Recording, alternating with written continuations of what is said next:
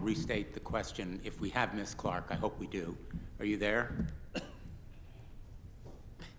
Yes, I am, Senator. Wonderful. Ms. Clarke, I'll restate the question maybe more succinctly and clearly.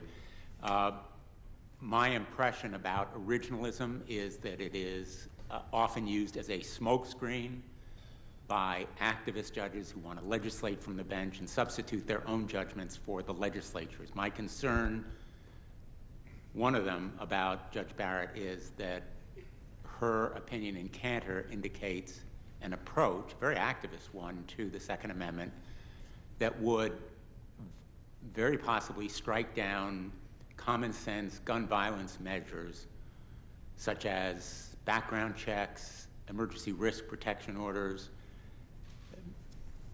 safe storage laws like Ethan's Law in Connecticut, and other measures that are designed to stem and stop gun violence. I'm particularly concerned because of Janet Rice, who is still grieving her son, Shane Oliver, Natalie Barden, who is still mourning for her brother, who was killed in Newtown, and the Songs, Kristen and Michael, who still have a hole in their heart for their son, Ethan. And they championed Ethan's Law courageously in Connecticut. We are a safer state because of the victims and survivors of gun violence, whether Newtown or downtown Hartford, as with Janet Rice, and all across the state, often in communities of color, but literally every community, because every neighborhood, every family, every community is vulnerable to the scourge and epidemic of gun violence. It's a public health menace. Let me ask you about that judicial philosophy, originalism as applied to the Second Amendment.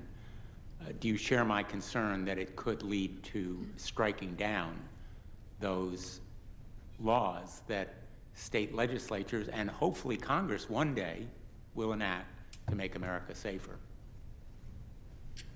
Thank you, Senator Blumenthal. Very briefly, in our analysis of Judge Barrett's record, her Second Amendment jurisprudence reflects an originalist approach, and we believe that her orientation is one such that it would be more likely that it would seek to expand an individual's right to obtain and use guns, and that she would be inclined to uphold that she would likely resist restrictions on the purchase and use of guns. We looked at her decision in Cantor versus Barr very closely. We note that the opinion that she wrote, which was authored along with two other judges, is one in which some observers has found to be in conflict with that of every other appellate court that has addressed the issue that was at stake in Cantor. So I am deeply concerned, Senator, that she would put her thumb on the scale of providing more access, easy access to guns in our country. Thank you very much, Ms. Clarke. I'd like to